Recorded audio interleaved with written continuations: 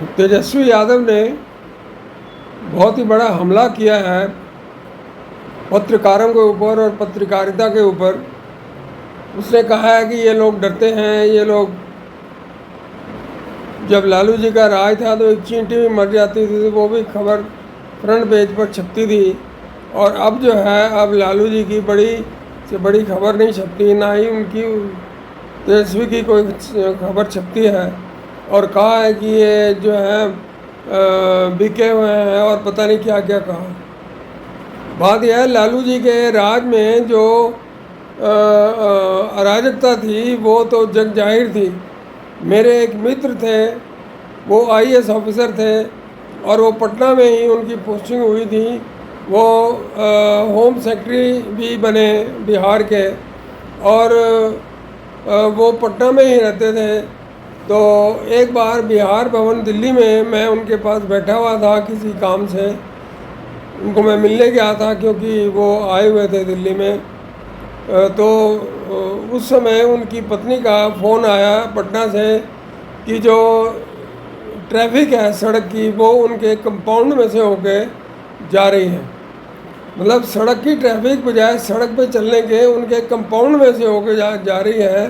तो मुझे बहुत बड़ा धक्का लगा कि इतने बड़े अफसर का की कोई सेफ्टी नहीं है, उनके घर की कोई सेफ्टी नहीं है। यदि वो सरकारी काम से दिल्ली आए हुए हैं तो उनको क्यों इस तरह से परेशान किया जा रहा है। तो उनकी वाइफ का एक दो बार फ़ोन आया मेरे सामने, तो मैंने उनको कहा कि इसकी आप कंप्लेंट कीजिए।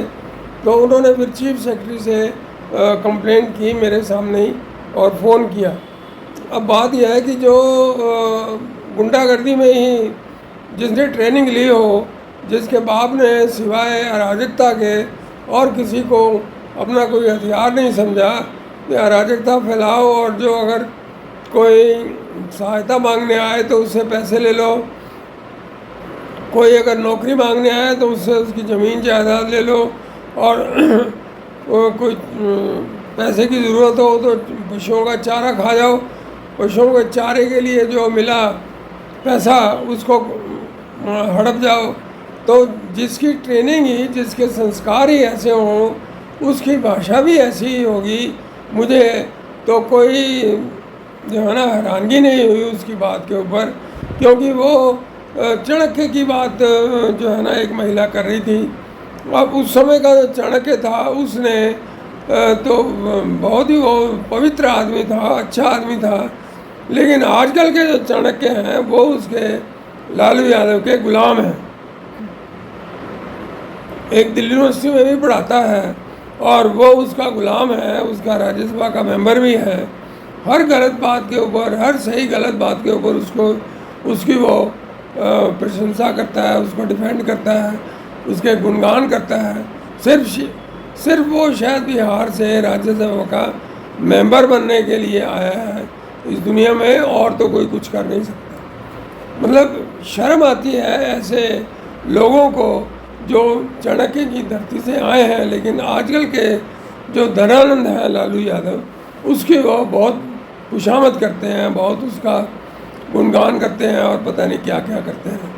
तो ये जो तेजस्वी यादव है, इसको खुद सोचना चाहिए कि जो भाषा उसने इस्तेमाल की है कि धमकी भरी कि हम आपको समय देते हैं कि सुधर जाइए।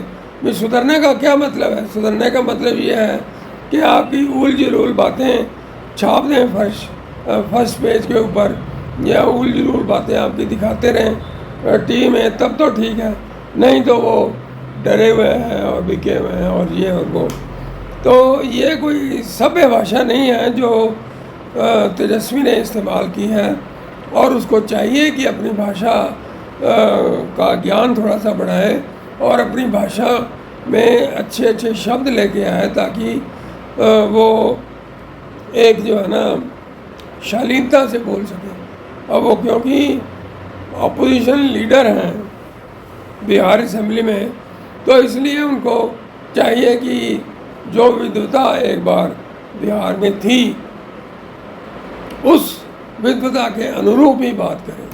मतलब नालंदा विश्वविद्यालय जिसको जला दिया किसी आक्रांता ने, किसी जाहिल आदमी ने उस नालंदा का सम्मान करे। धन्यवाद।